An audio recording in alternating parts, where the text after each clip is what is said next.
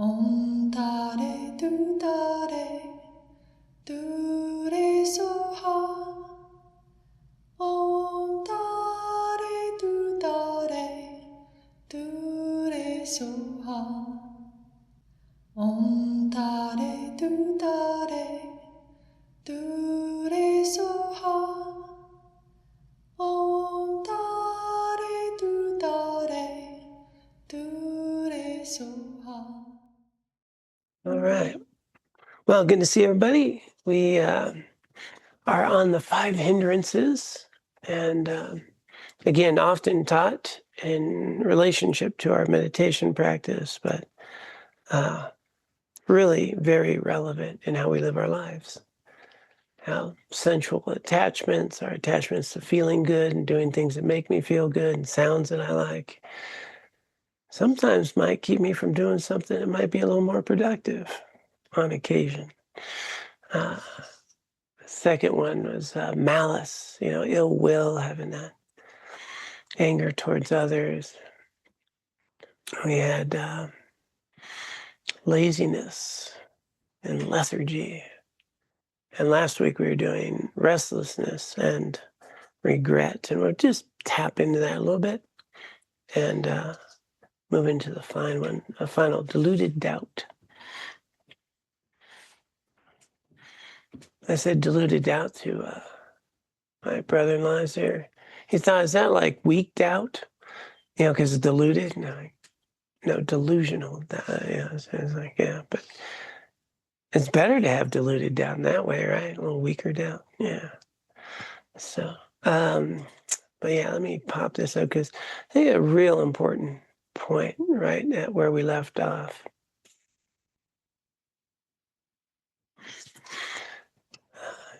We had a really strong discussion about how we really need to recognize our value, that we're good enough, that we're okay. That underneath all this nonsense, our Buddha nature is not harm. There's nothing wrong. It's just a bunch of confusion on the surface that we got to work our way through. And technically, that's not who we are anyway. So we're kind of already okay. And if we can kind of really just get that sense of understanding and not have such a critical voice, I should have done that, I should, And that brings us right to these verses. Guilt is especially useless. It draws us into self-preoccupation in a most unhealthy way. Nagarjuna counsels, if you feel regret for an offense, having regretted it, put it down and let it go. In this way, the mind abides peaceful and happy. Do not constantly remain attached to it in your thoughts. If you possess the 2 kinds of regret, of having not done what you should have done, or having done what you should not have done, because this regret attaches to the mind, it is the mark of a foolish person. It is not the case that on account of feeling guilty, you will somehow be able to do what you failed to do. All of the ill deeds that you've already committed cannot be caused to become undone. Generating the type of regret involved in purification is useful. With this whole thing out. Having sincerely performed the 4 opponent powers, we can release self-reproach and guilt. So that's that intelligent regret. And probably one of the hardest lessons to learn, right? We do something, we feel bad about it, and then it's hard to let it go. Yeah, I can read this and go, yeah, okay, it's silly. And then my mind's, yeah, but I'm such a jerk, And so one of the real valuable awarenesses I've had, a couple, 2 of them, but one of them is that mental activity is nowhere but my mind. That what if, or if only I'd done that, that's just a made-up story in my mind. It didn't happen. Didn't happen. Doesn't exist anywhere but my mind. And those what if stories, what if I would have said this? And then I make up a story about how it would have been wonderful. Well, first off, I didn't do it, so I don't know how it would have turned out. And it's just another story I made up in my mind.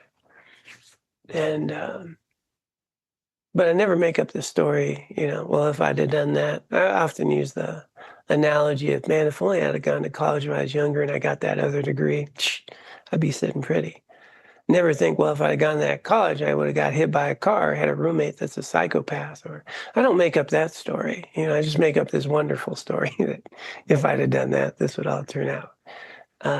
None of it's true. It's all just in my mind. None of those things happened. So just a huge amount of mental activity about things that don't exist anywhere but my mind. And I'm suffering because of a result of that.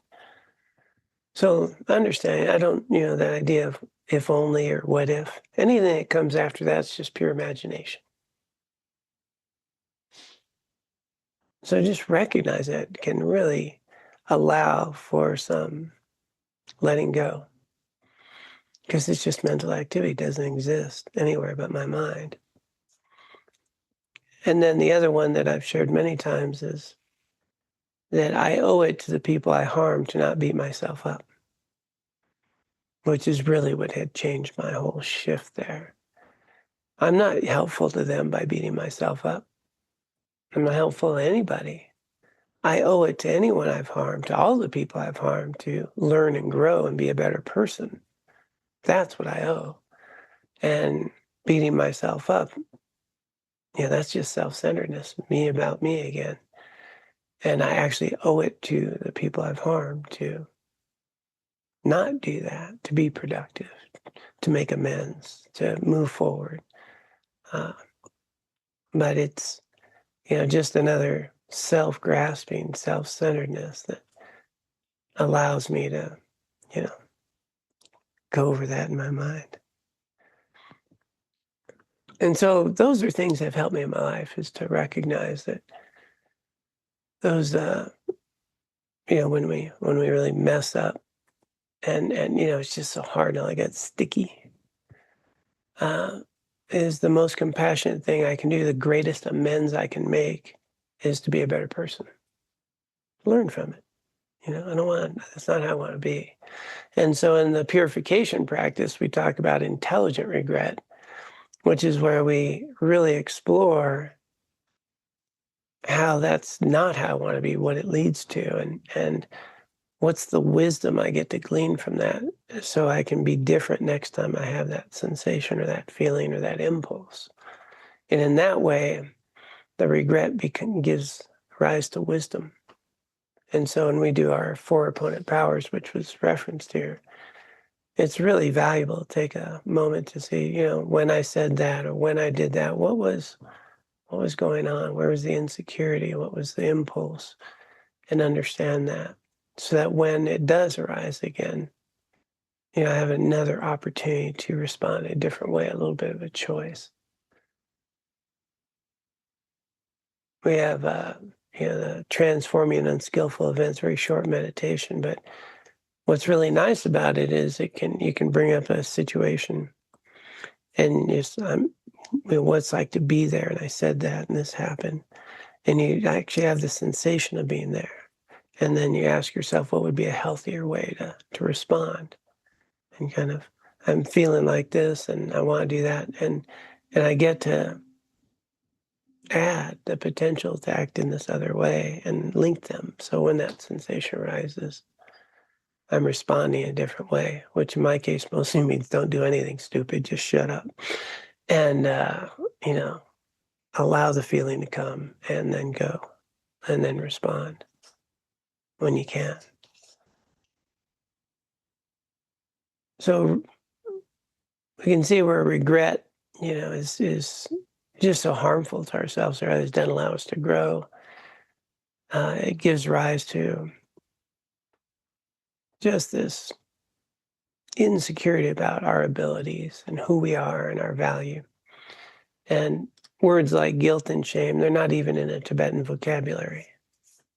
Like doesn't have a mindset, which is pretty, totally different than our mindset. Yeah. And,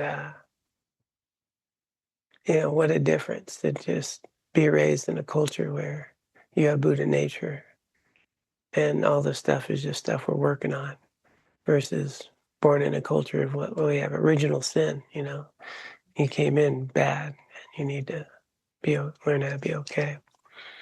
And so really valuable to notice that regret and see if maybe if I can't do it for myself, maybe I can let go for others, that I owe it to others to not indulge that harmful thought pattern.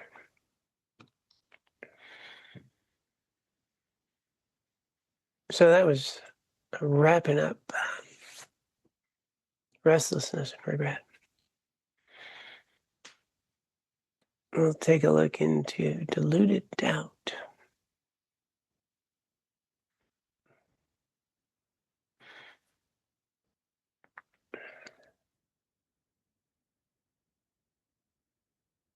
Doubt is indecisiveness. One type of doubt involves seeking answers to genuine questions we have about the path or the meditation technique. That doubt invites curiosity and can usually be cleared up by consulting our spiritual mentor or a knowledgeable Dharma friend. Or probably you can just YouTube it nowadays or ask ChatGPT, I don't know. Another type of doubt, a useless spinning of thoughts, is deluded. We have so many options to choose from that we get caught in doubt.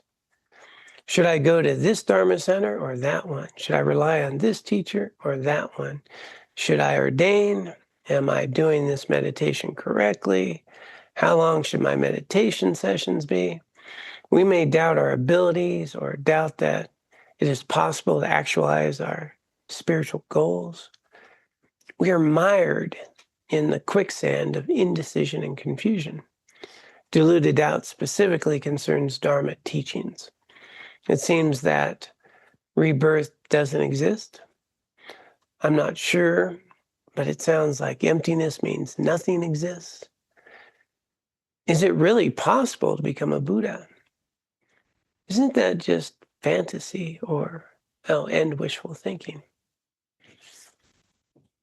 Appearing so real and important, doubt immobilizes us.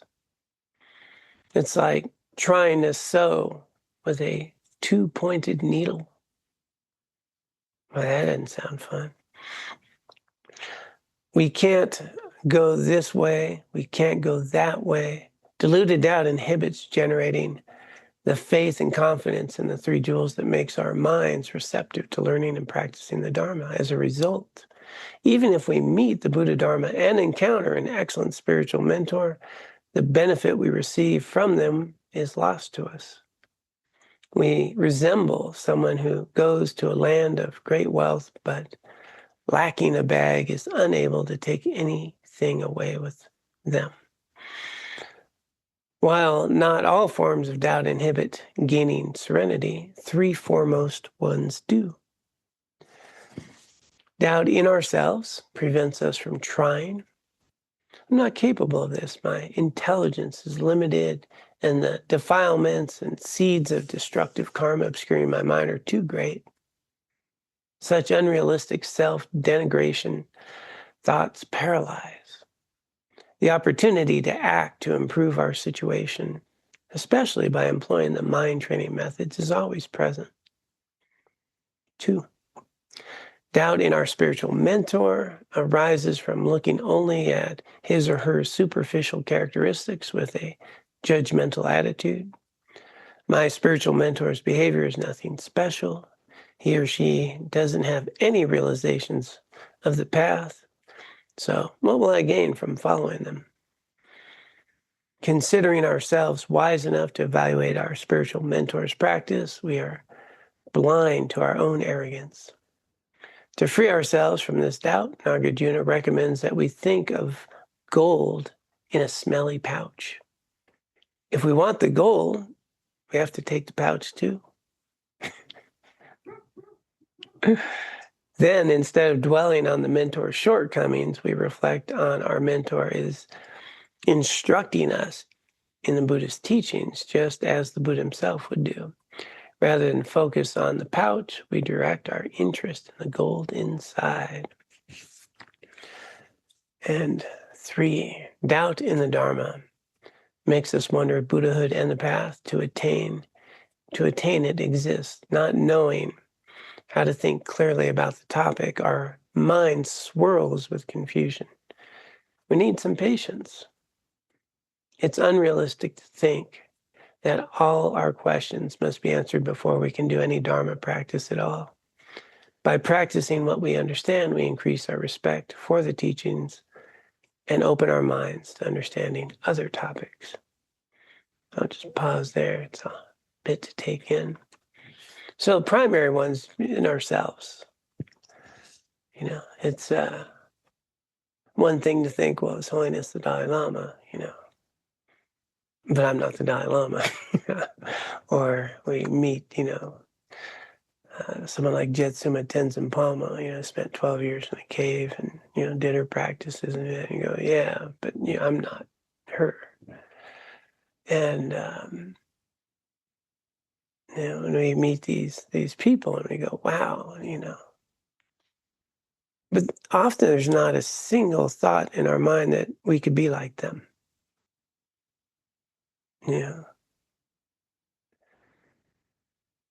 And the teachings are very clear that we have no less Buddha nature than the Dalai Lama.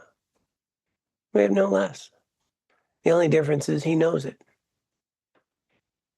and I don't. And so recognizing that we all have this quality within, and that it's simply a matter of moving away these confusion, these obscurations, these misperceptions. As we sweep that away, we get to recognize what's already there. And this is the biggest barrier. It's the biggest barrier for all, especially in Western minds, is that's some faraway thing that other people can do. I'm here to have a little less stress. I'm here to be a little better person. I'm here to use some of these principles in my life to live life in a more meaningful way. But the idea of being a fully enlightened Buddha in this lifetime, that kind of sounds,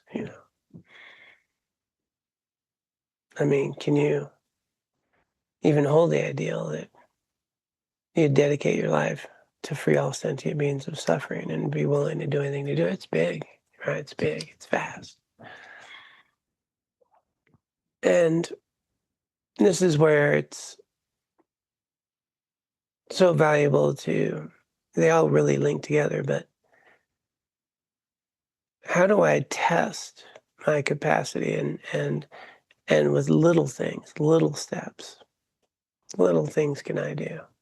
Can I work on being a little kinder to people today? Can I be a little more open to that?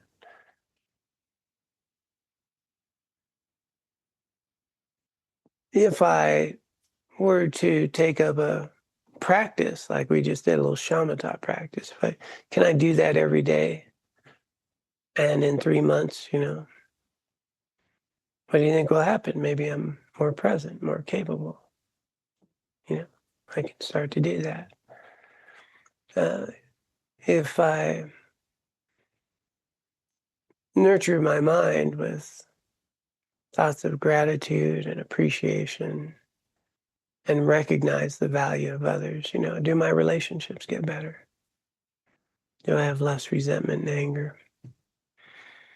If I engage in virtue, do I get to, feel a little more confident about who I am and how I perceive people? And in this way, we start recognizing our capacity to change, to transform, to improve. But it takes time. And all of these doubts, on one level, are valid. In other words, blind faith will get you nowhere. I have to test this. I have to get to a place where I can recognize I have capacity. I have to recognize that, we tell people check out teachers, and the text will say sometimes 10 years. How do they treat people when nobody's looking? Do they embody what they're teaching? Are they ethical? What's their behavior like? You check this out. What are the students like? And, so we test. You don't just, somebody's teaching the Dharma. No, it's, we test it. So we evaluate ourselves. We evaluate the person that's helping us with the teachings. We evaluate the teachings themselves. We test them. So the difference between delusion, this sort of deluded doubt, is different in the sense of we need to question, we need to evaluate, and we need to build up a confidence based on actual discernment, clarity. Test it. Buddha told everyone, you need to test it. You need to see if it works for you. You need to see if it's right for you. Don't take my word for anything. You have to find out.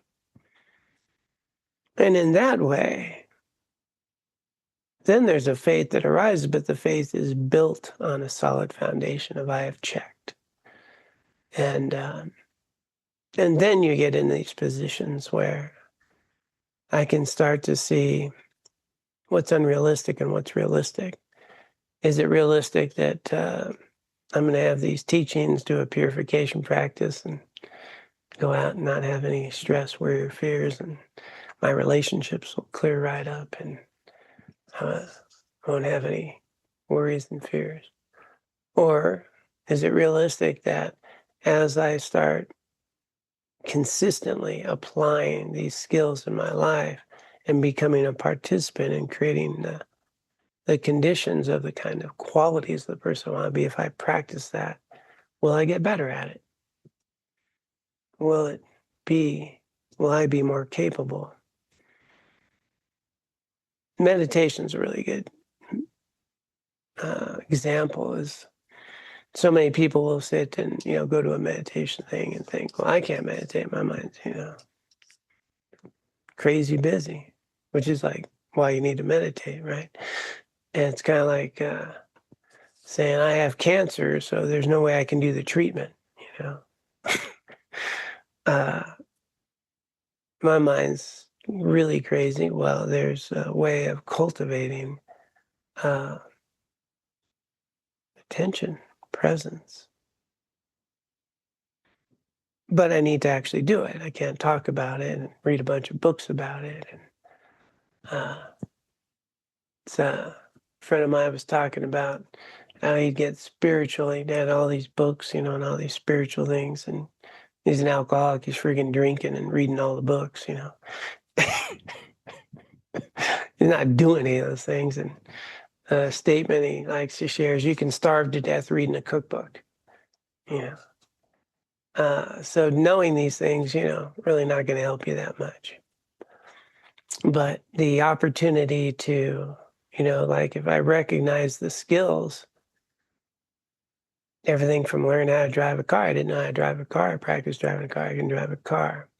How to learn a foreign language. Well, you start studying how to speak in a foreign language, and you practice, and after a while you're saying things like and those words are coming out of your mouth. But it didn't happen because it's not like I sit down and go to Tibet and go, man, I don't speak Tibetan, I'm a loser. It's like I never learned Tibetan, so why would I sit down and my mind's busy and think, can't do that. I don't know how to play a piano, but I don't expect I can. I bet I could learn. And so just really looking at ourselves and recognizing, well, what are some small steps I can take that I can learn, and see what my capacity is.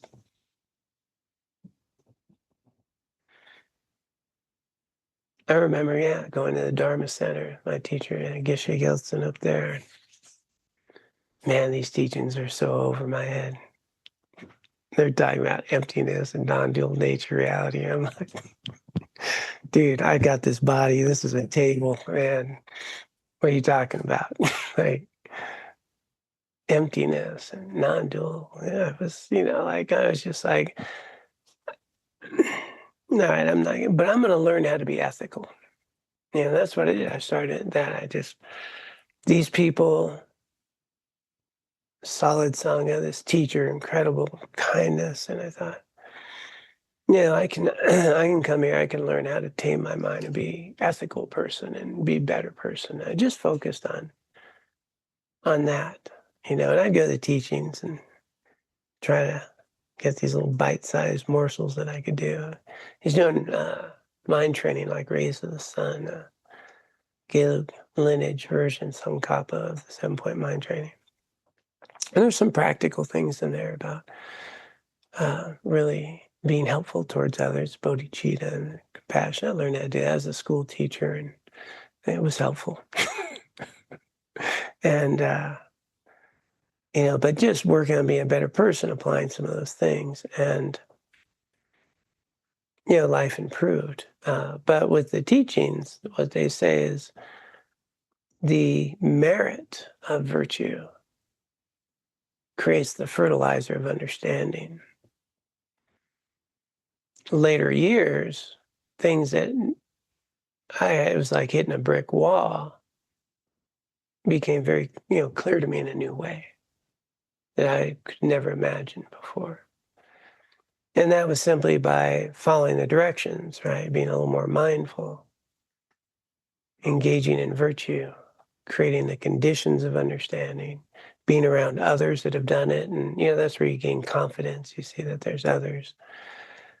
And see the capacity for improvement and recognize that we're always in a state of becoming. I'm not stagnant. I'm not who I was. I'm always in a state of becoming.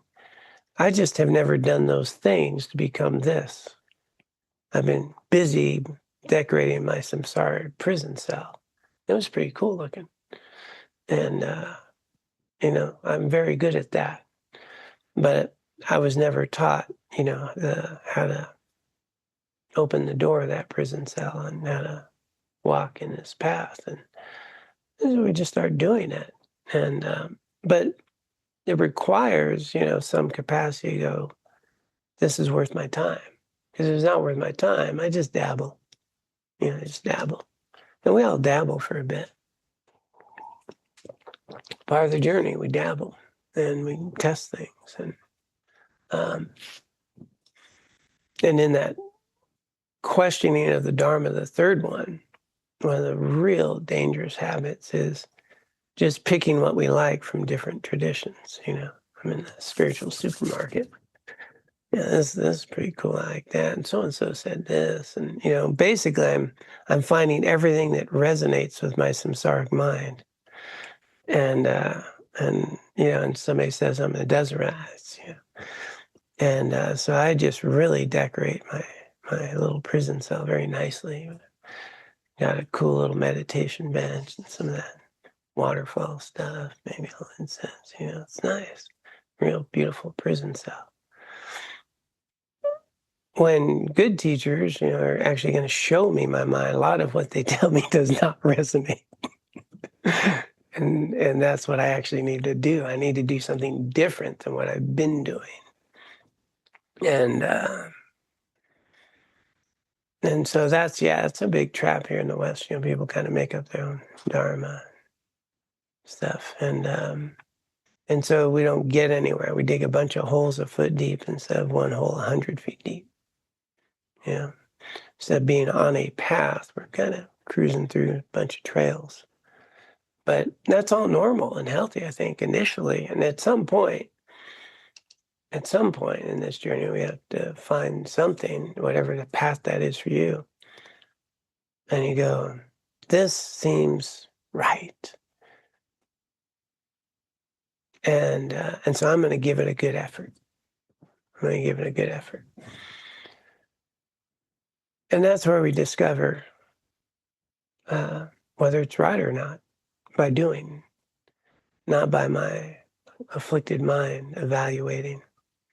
And I found in my own personal journey, there's teachers and teachings that got me to a certain point. And I'll tell you what, I wouldn't recommend those teachers or those teachings to anybody today, but they worked for me to a certain point. And I gave it a good faith effort. And then I found, well, okay, that stopped at that point. And then this other opportunity came. And eventually I found my Buddhist path. And even then I poked around, went to some different centers. And then, walked into a center that would be my teachers. But then I was ripe. I was ready, I was ready. And I was too ready. I just slowed down, dude. Kale. Yeah, I was telling them how I'm just sit in the back, listen, and it's gonna be okay. Kale means slowly. And so but at some point, and that's where some initial skepticism is good, right? We want to evaluate whether these types of teachings are helpful or not helpful, or they make sense or they don't make sense. Different people have different minds. There's different paths for different people, and at some point, though, I think the order really works with the third one first. You find a dharma that you feel is pure. And when you find that, and you can then explore, does this teaching hold up? And then I test it. And then as I test it, I will also be testing my qualities. And in this way, I think so many people come to like Buddha Dharma in the sense that we've suffered, we've struggled, we're trying to be okay. We've explored different things. And some of this sort of ripens for us. And then there's lots of strands of Buddhism, and so there's different vehicles for different mind streams. And but if at some point we apply just the baseline level of ethics, concentration, wisdom, the three higher trains, and we just start to see, does that really hold up? Does it work? Does it make sense? And I apply the three wisdoms. I hear a teaching, then I analyze it, I test it, and then let it settle in to my mind. And does it work? And but in order to find out if it works, I need to have a consistent practice of it. And then faith comes, not blind faith in the same kind of faith that you have when you go to work, that you'll think you'll get a paycheck. You have a lot of faith you're going to get paid on Friday because, there's a legal agreement and you've done your hours, and I have a, faith that I'm going to get paid. I have a pretty strong faith that the gas station will still be there on the circle when I want to go get gas. It's been there before. And so having a faith in the Dharma is having that clarity of it's not faith that some, mystical thing. It's no, this, I see it work in other people's lives. It's worked in my lives. I apply these things, and the Dharma, one main meaning is truth. So something's true or it's not true. And so we test it. Is it true? Does it hold up? And so faith in truth, basically, we have refuge in the Dharma. We're having refuge in truth. And Dharma is anything that points you to that truth. And there's skillful methods. And then the Dharma, the realizations that arise, that's our Dharma. And then it's very strong because we've tested it. But if we read this from the view of don't doubt Buddha Dharma, or don't doubt a teacher, don't doubt yourself, you go, well, first off, I should test these things, and I should test myself. And am I, ready for this? And So initially we want to be very skeptical, and we want to, test. And here we want to check the backgrounds. I mean, there's a lot of teachers in all spiritual traditions that have fallen astray, Buddhism and yoga teachers and, Christian teachers. And, so always check it out. Are they ethical? And are they qualified? Are they sharing the teachings in a way that's helpful and so forth? So there's these qualities of a teacher. We should always check those. And then the teachings, right? Do they hold up to my scrutiny? When I test them, what's the result? And then I think that third one comes, that faith in myself. I don't think it's the order we went in. I'm already insecure and a knucklehead when I'm coming to the Dharma. It's going to be hard to have faith in myself. But I can have faith when I start to see other people's lives improve, and I sit in a group and I see their qualities, and I read the teachings and they make sense. And, then I'm willing to try. Then that confidence will come over time. So these teachings here are really pointing to how one develops a faith. And then once you're on that path, then these things come in, right? I've committed, I'm going to a Dharma center, I'm doing this or I'm doing that. And I'm 6 months in, I've been doing this, my mind's still busy. I should be a Buddha by now, and we fall off. That's what this is talking about. But if we have a solid foundation, you'll avoid a lot of that. Yeah, you'll avoid it. And it's making sure that we don't rush into things or just take things on blind faith. It doesn't get you far. When things fall apart and only have blind faith, it's challenging. But the resiliency that arises from really having a refuge in the Dharma, the Buddha, and the Sangha, I mean, it's amazing. Boy, nobody's interrupted me yet. You guys are. Let's see what else. Maybe we'll get to what Nagarjuna says.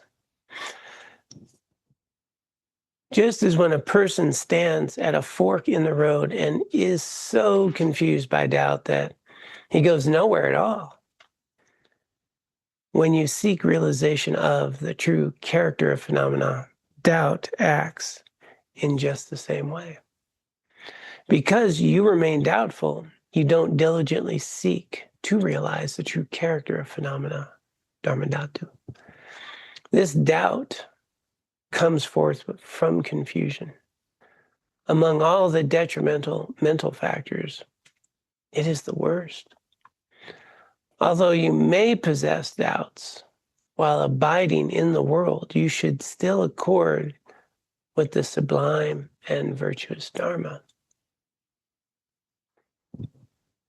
Just as when you contemplate a fork in the road, you should follow that path which is most beneficial. The 5 hindrances are subsumed in the 3 poisons and are related to the 84,000 afflictions. The hindrance of sensual desire is the poison of attachment. The hindrance of malice is the poison of anger. Hindrances of lethargy and sleepiness and doubt are the poison of confusion. And the hindrance of restlessness and regret is based on all 3 poisons. These 4 categories, attachment, anger, confusion, and all 3 each subsume 21,000 afflictions for a total of 84,000 by applying antidotes to these 3. Shouldn't take long. to 3 poisons and 5 hindrances, all afflictions are overcome. Xingyi says that a practitioner who has successfully suppressed these 5 through serenity is like a person who has recovered from a threatening disease, a famished person arriving in a land of plenty, and a hostage being released from terrorists. Her mind is peaceful, responsive, clear, and blissful. Suppressing afflictions through serenity gives us temporary respite. Only insight into emptiness will eradicate the hindrance forever. So when they're saying serenity, they're talking about shamatha practice. So attaining shamatha, attaining calm abiding. And if one attains full shamatha, full calm abiding, the hindrances are gone most times. But to fully eradicate them, then we go into vipassana. So the practice of taming and training the mind will eventually give us the ability to transcend it.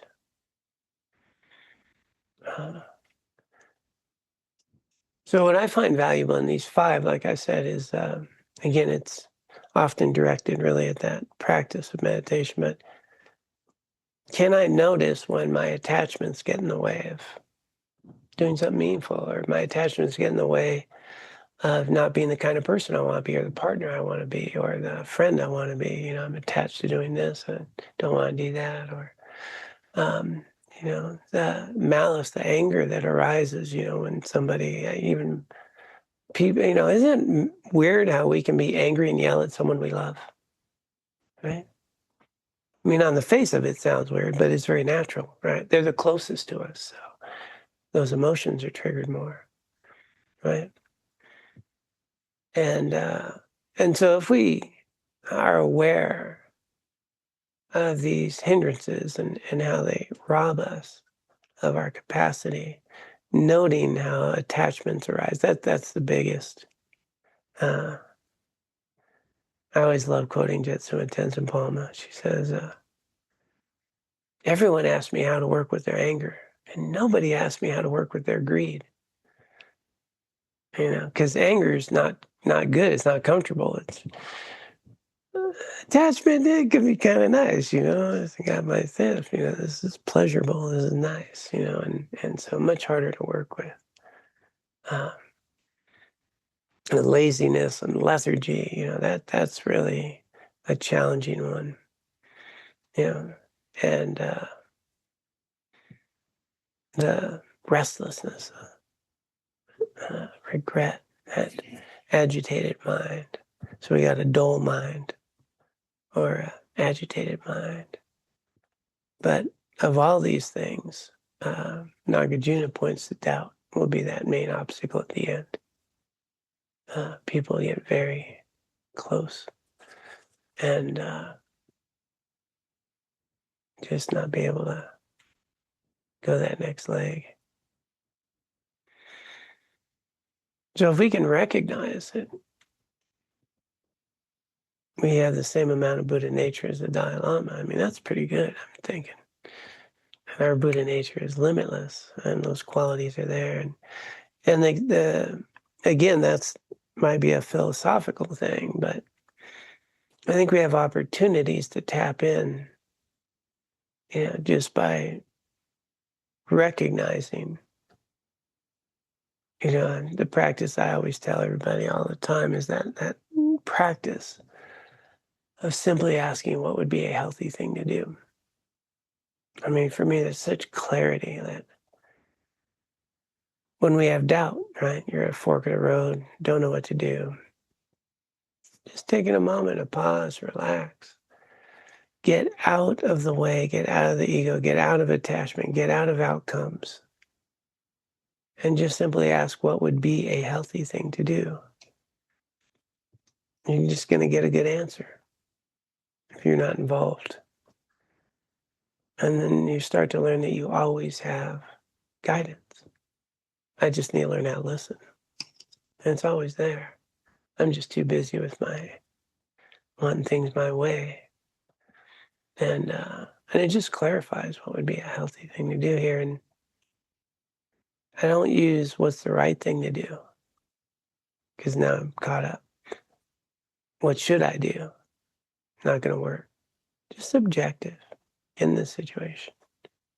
What would be a healthy thing to do? Letting go of your outcomes, letting go of your desires. And, there's just clarity, usually. And then you go, okay, well, where'd that come from? Because I didn't think it. I got out of the way. And what if I recognize that my awareness before all the thoughts and filling in details comes, that my awareness is always there. My awareness is never tired. I get tired, my awareness never tired. And maybe you start going, well, maybe I'm more actually not these thoughts, feelings, and stuff, but that awareness. And in this way, we start to recognize that underneath my afflicted states, there's much more. If I just get my little self-centeredness out of the way, what I identify with as John. And so I think these practices really help us recognize that you don't even need to depend on your limitations, because that's not who you are and they're temporary. That capacity is already there. And then if you can move into clarity around interdependence and dependent origination, then you notice that how you're arising in any given moment, first off, is not you, and only arising in dependence upon infinite amounts of people that you've never met that lived in times long before us, that have given rise, that we're a part of something that's unfolding, your cells and your body and the genes that, and how far back do they go, and who fed all those people that were your relatives, 1,000 years ago, and all these conditions that gave rise for you to be here in any particular way. And that somebody sitting down in a cave some time ago is part of why you're existing here in this moment in some way. Then you start to realize it's not about you and your limitations. Everything about you is built on the efforts of others, and all these countless people that have done practices like these and dedicated their prayers so that others would have access to the Dharma. Well, now I have access to the Dharma.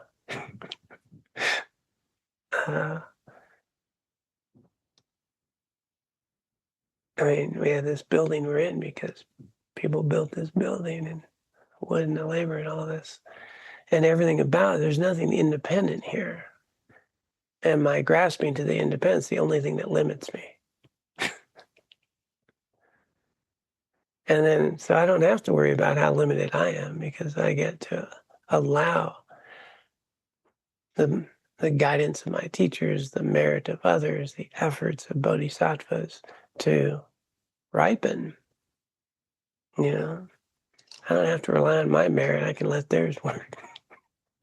Because my mind's this little mud puddle here, and I can allow that all of their merit, all of their prayers, all of their efforts, all of their wisdom has given rise to how I get to read a text like this. How many were involved as to read this text and these words? These aren't my words.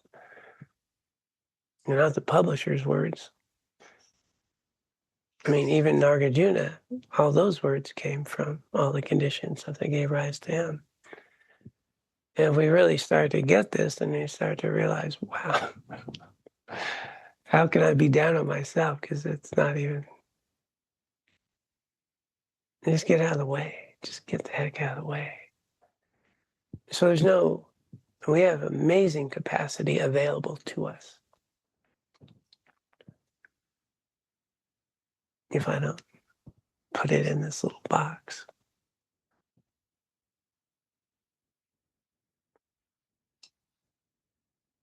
Easier said than done, though.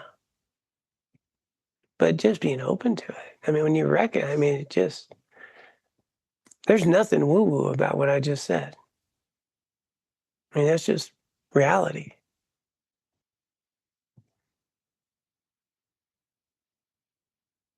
And yet our minds will limit, Yeah. It's tricky business. Yeah. So knowing this stuff doesn't help. Doing it does. Brad. Do I do that guy? Yeah, for the people online. Thanks. Okay. Don't forget to push the on button. I've always kind of pigeonholed. I've had this fixed view on doubt, like doubt's a practice killer. And that's just kind of how I've always framed it, which I think it can be, right? You start asking the questions like, is this working? Or just like statements like, this is not working. And you let that seed plant, like, yeah, it's easy to fall off, or at least it has been for me without putting it in check. But what I'm hearing from you and some of these questions that I'm seeing in the text here is that it's almost like, to borrow from intelligent regret, like there's intelligent doubt too. So in terms of, questioning a teacher or questioning the teachings, having some doubts around that, but then the intelligence is to kind of go forward and investigate that further. So what I'm hearing you say is that the doubt has really kind of got more of a broad spectrum to it and can be used on a number of levels to kind of advance yourself, other than just maybe labeling and trying to keep that in check. Yeah, absolutely. This type of doubt they're talking is like you're kind of deep into the path, and you didn't build that foundation, and then these doubts arise, and so it can happen. If I know, this group of people have been in retreat for years, and then their doubts crept in, and they started questioning, thinking where they should be, and falling off, and then they lost faith in their journey. But if you apply I'd prefer the word skepticism. Yeah, I'm skeptical. I mean, I'm really like, I want to know, I want to test, I want to,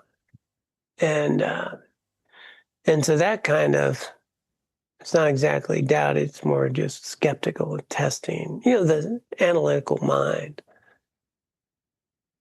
And if you apply that appropriately first, you can avoid this detrimental one later. Too many horror stories. I mean, I've been around a little while, and I know people who have gone on, taken initiation, even ordained, only to really discover their teacher was just not, just not right on many levels. But they're already a monk. They're already freaking in India. They're already an initiate, and then the damage of, that harm that gets done,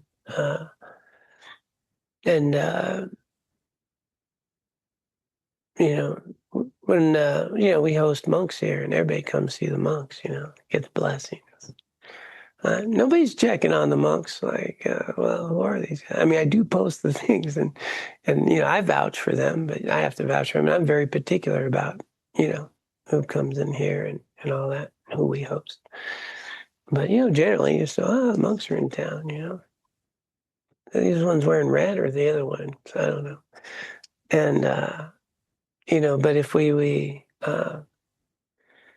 but that's all fine, because it's just a teaching and thing. And we're talking about making a commitment to the path, in a real clear way, a real tangible way. Totally okay to go. Lots of teachings, lots of different teachers, and then we check. But we have to, we have these specific qualities of a teacher. And, you know, they should have a minimum of those 5 out of those 10. And so those are things to check. And then the Dharma has to be checked. But most importantly, is you have to check to see if it's valuable in your life, you know, because there are different pathways for different people. And fake it till you make it doesn't work very well if I'm sitting in the wrong room. But if I'm just keep looking for the room that feels good, you know, then I'm stuck again, you know, just I'll go to this one or I'll go to that one or this week I'll go to that. You know, initially it's good to check out, but at some point, and this is where that doubt, that skepticism, that analytical nature comes when you're thinking, okay, I'm really interested in making this my life. That's where you really need to, you know, just cut right into it. See, if you do that properly, I think then, you know, when I was going to become a monk, my teacher had, he was a translator. Translator was translated for His Holiness and translated for my teacher. He had been a monk 20 years, and he said, "Yeah, sit down, and visit with me, and dispel all the delusions I had about all these wonderful monks I'm going to be hanging out with at the monastery." You know, he's like, "You're going to be out there with 1,500 to 3,000 other guys, and they're guys, and there's testosterone, and not everybody's a monk with us, you know, and, you know, that people are born into it, and, you know, just reality check, you know." And which was so valuable, you know, because what happens is we get starry-eyed and we're going to take these vows. We're going to go live in harmony with all these monks. Yeah, you're not going to last a month, you know. And but that's where it's, you know, understanding. Like even in a monastery, right, 1,500 in mine, there's a lot of knuckleheads. Okay, there's a lot of misbehavior, but they're creating the conditions for these few precious ones that you know there's these few that come out of all that, and they're contributing to that. You know, they're still cooking the food and they're still doing the things and they're still part of that community. And so if one has that understanding, then you don't get all the doubt that says, I'm going to a monastery and, you know, this other monk's trying to hit on me, you know, like thinking, I don't think you should be doing that. Yeah. And but if you go in understanding human nature, and then you might want to hang out with these monks, and that, you know, that it's things you have, you know. So I didn't have the doubt, right? But I could easily have had it had I not had the clarity and the understanding and the direction about, you know, being put with the right teachers and the right groups and so forth. But then the other piece here, I like the pouch with the gold. Stinky pouch and the gold. And that's where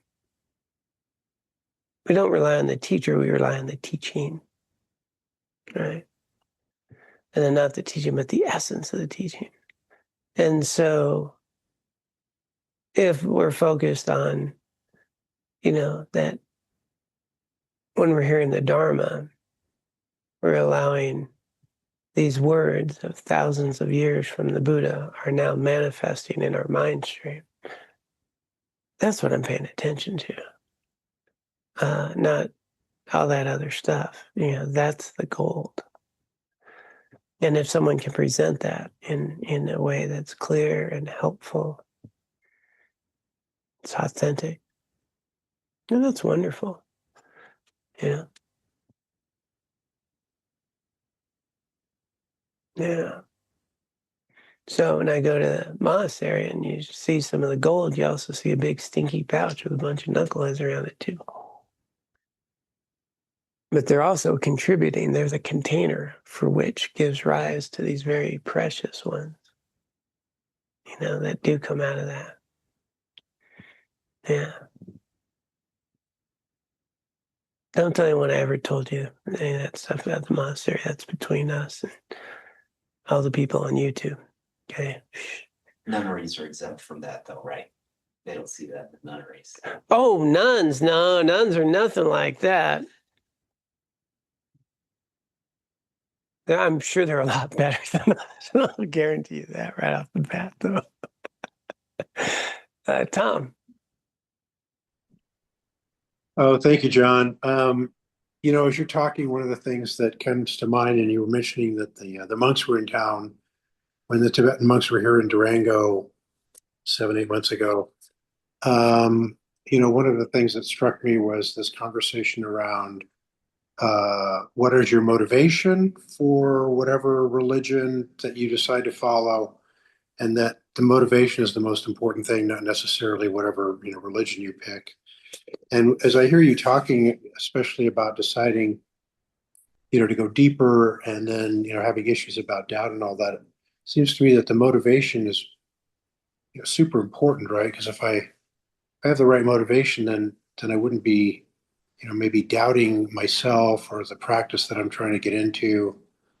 Um, and yet, I might think I have this great motivation, but then I might start doubting what my motivation is, right? Am I doing this because I really want to become a spiritual master and attain Buddhahood, or do I have some deeper sort of hidden thing about I want to meet, people, or I want to look better, or that kind of thing? So I don't know. It seems tricky to me to have a good motivation and be confident that my motivation is correct.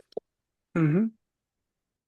Yeah, and motivation is, with all of karma, that motivation, motivation is what activates karma, right? It's what creates karma. And motivation is very important. And I really love Khandro Rinpoche. She's straight talker, man. No nonsense. And she says, we harm ourselves with unrealistic motivations too. Like here we are, right? We did a refuge prayer, gonna free all sentient beings, right? Ethics, concentration, wisdom. I'm taking my bodhisattva vow, and yet I go out the door and I'm pissed off at so and so who did this or that, And check your motivation, maybe, because I'm thinking I'm this bodhisattva, but I can't even get along with Jimmy, and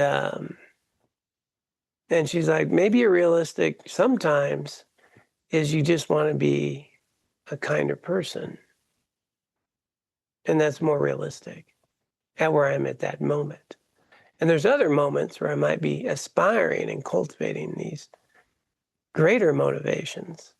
But what'll happen sometimes is I'll think I can never achieve that because it's too early, instead of just being where I'm at, which would be, I'd like to not be in such mental anguish right now, which might be a more accurate, real motivation.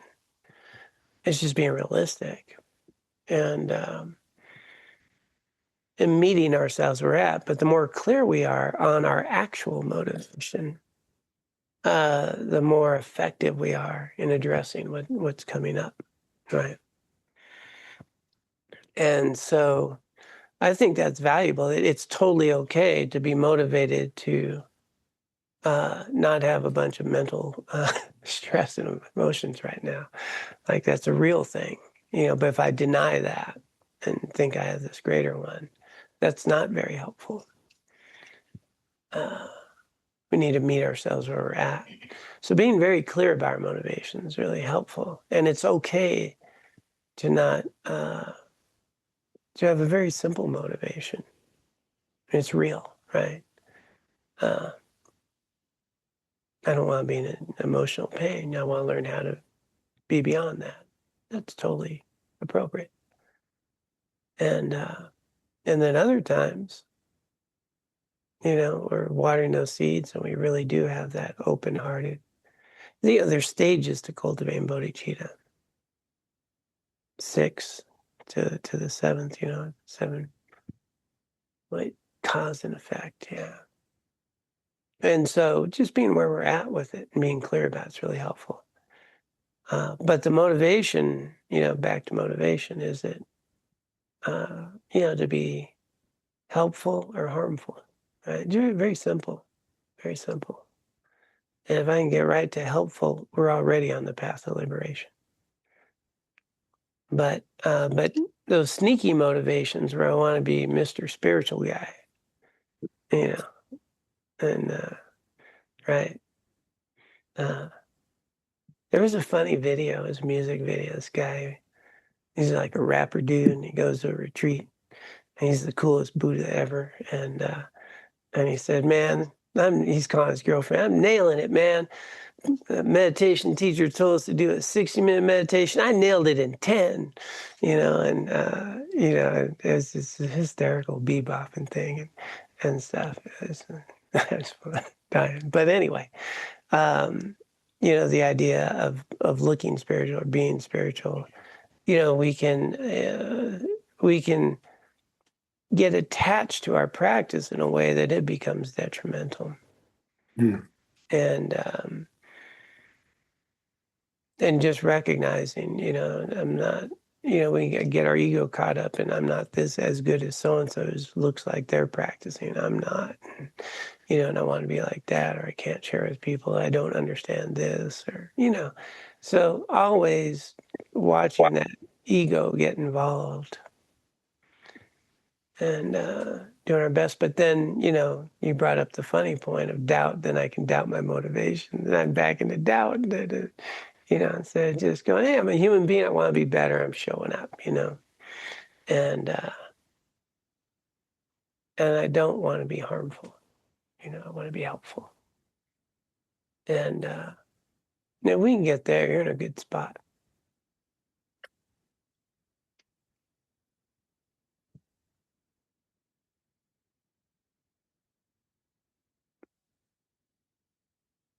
Well, you guys are easy tonight. Sarah. Almost got away. Hi, John. Thanks for the teaching. It really hit a big, I have a lot of doubt on this path right now. And it all stems from the loneliness that I find myself in on the path. Like, I go to a concert with friends and I see the impermanence of the joy that they experience, or I choose to go on retreat rather than on vacation with my family. And I see so much how it benefits everyone around me and myself. And I have so much devotion in the teachings, and I know what the Buddha taught is true. And I see the beauty of the lineage and the fact that all of these people are just trying to keep the teachings alive. And to you, and I'm so grateful to you. I just feel so much gratitude that you're teaching us. But it's just so lonely. And then I wonder, like at the end of my life and I'm dying, am I gonna regret that I took this path? Am I gonna regret all the time I lost enjoying a concert? I don't even, like, I can't even enjoy it anymore the way I used to, Yeah. So please help. Thanks. I'm glad you're coming to be with us, and but it's a very common thing that as we find the value in this, the poisons of samsara are not very interesting, right? We see the poison, and there was a point in my life where, you just look out at the world and you see the self-inflicted pain that people have. My visual is just, it's like everywhere I look, people are taking a fork and stabbing themselves in the eye, and you just put the frickin' fork down, like, and because you see how much harm it is, right? How much suffering it is. You see the anxiety but the opportunity is that they need us. The greatest father I can be to my children and grandkids is to be on this path. And even when I became a monk, my daughter asked, well, because I asked her, so be a monk, what do you think? And she said, well, are you still going to be my dad? I said, yeah. I want my daughters to know you. She didn't have kids at the time. And I said, yeah, I checked with my teacher, and apparently I'm still a dad too. And, and so the challenge and the opportunity is how to be in that role of, Bodhisattva has a foot in the world and a foot in reality, right?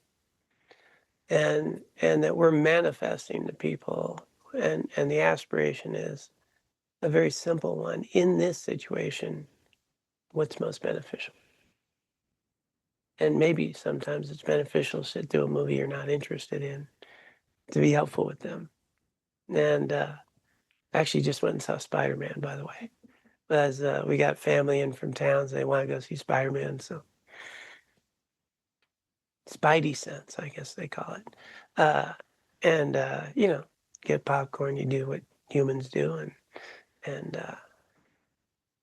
but the motivation is how can you be with them in a way that's healthy and beneficial.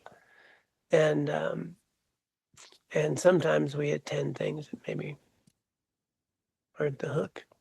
And though I gotta say, Spider-Man wasn't bad. There's some good jokes in there. A little heartfelt stuff too. A little misty. He can't be with his girlfriend. It's sad. So anyway, what are we talking about? Yeah. So this journey of as we move in, friends fall away, events fall away, and there's a couple people, I won't name names, in our Dharma center, and they had partners, they had relationships, they had worlds that they lived in. They got more involved in the Dharma and less and less away from those things, and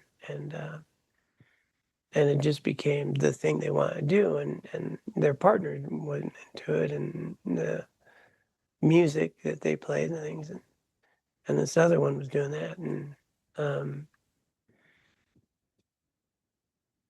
yeah, and then well, they wound up meeting each other. Their partner's gone, and they live in retreat, and this whole other journey manifests, and they have this wonderful community in a world that's most meaningful to them. And but it's not always like that. But the opportunity is to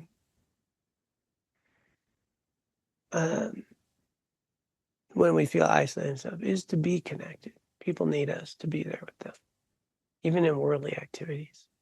That's my thing is we're always in a role. And the key is to be in the role you're playing well. It might be a daughter, it might be a friend, but not to do anything that is going to undermine the process of your path. And that's where, being around benevolent people or people that bring you down from that. But, be in the role. And we're in roles all the time. When I'm shopping at the grocery store, I'm a consumer. So, yeah, allow yourself to be connected. Yeah, and keep hanging out with us.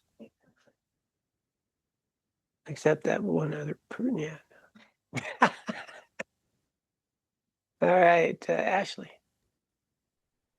Yeah, the previous question kind of sparked something that I've kind of struggled with guilt of, being the more time I give to the path and all that, the less time I have for my kids, and kind of that sense of of guilt, like, should I be prioritizing my family, which I do, and I know that by working on these things, I'll be a better mom. And I already see that, that I am a better mom than I was. But there's that sense of, I guess you'd say, isolation, of feeling like on the family level, they're supportive, but think it's like not important. Mom's doing that Buddhist thing. Yeah, that thing that she does sometimes, yeah. And holding on to that as a priority while still, being the best I can for my family too. Mm-hmm. And without getting knocked off of that center and feeling that it is a priority by the family. It's like a balancing act. Mm-hmm. Yeah, it's one of the we live with our families, and these opportunities arise. I have a friend who's he's Buddhist path. His family's his wife's Buddhist, and the kids are sort of, but he's vegetarian, vegan, and they're not, right? And I was there at Thanksgiving. And he's cooking them a turkey, and he's cooking all the meat and doing all that stuff. And then he's got this little corn veggie thing that he and I are eating, And I just thought that's the example, right? That's the deal, right? This is, the journey for me. But I'm a family member, and they like turkey, and he's making turkey, right? And he's not getting caught up in the drama of it all. And we're eating our little. Actually, that's where I learned about that corn QUOR, just fake turkey. Says sounds good. So what are we talking about? Cherry pie, right? And but it's like our journey, and a 7-point mind training. Like mind training is where this works. Is your Buddhist practice isn't separate from your family. Your family are your Buddhist practice. When you get that, then it's like, how do I show up for them in the healthiest way that I can be? What's the kind of mom I want to be or partner I want to be at this moment? And that is our practice is not on the cushion. My practice is not the retreat. My practice is how do I engage with the people in front of me in the most meaningful way. And so the mind training practices that we engage in, I think have just been, incredibly, they're just for the Western world we live in. And so rather than feel guilt, as you notice, what you're doing are practices that support you being the kind of mom you'd like to be and the kind of person you want to be. But not to have a distinction. If we can remove the barrier that a Buddhist does this or does that, a Buddhist can be an incredibly loving mom. And, I went out, my granddaughter's playing softball out in Denver, tournaments and all that. I'm sitting in the thing, got the Irish hat on because she's playing for Ireland. And you do the thing, right? Because that's what we're doing now, right? We're in that suit. We're in that body. We're in that role. And, grandpa, right? Which means that they're going to have you take them out to get what they want, which is what they do. And, so you don't sit there and go, from a Buddhist perspective, you probably shouldn't. You just be an example of a caring, nurturing being, and meet them where they're at, and be this example. And that way, yeah, because the barrier's only in our mind. It's only in our mind. And so these, practices that we do, their whole point is that we can love and care about everyone. That's all. If we remember that, then we're good. We don't have to think of it in Did I do this sadhana, or did I do this or do that? No, you know, am I kind to the person in front of me, and am I showing up in a healthy way to these people? That's the fruit of a sadhana practice right there. Yeah. Thank you. You're welcome. All right. I better wrap up because we do have family in town. I don't think we're watching Spider-Man again, but I don't know.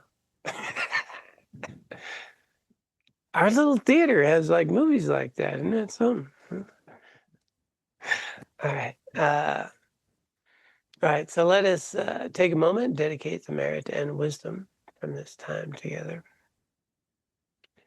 I'll pop it up here. So what a gift to come together to support each other in this journey. A lot of things we could have been doing on Wednesday night, like watching a movie, eating popcorn. We're here cultivating our hearts and minds, learning how to use this life in truly meaningful ways as best we can. We get to access these precious teachings that have made manifest in our lives. So let us dedicate any and all merit from this time together and throughout our lifetimes for the benefit of all beings. May our collective efforts find the way into the world, nurture the seeds of liberation for all beings. And let us also dedicate for our own continued spiritual growth, that the seeds may ripen within us, that we may ultimately recognize our own Buddha nature so that we can be of greatest benefit to all.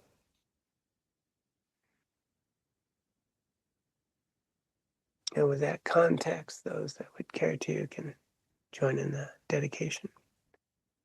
By this merit, may I soon attain the enlightened state of Guru Buddha, that I may be able to liberate all sentient beings from their suffering. May the precious Bodhi mind, not yet born, arise and grow.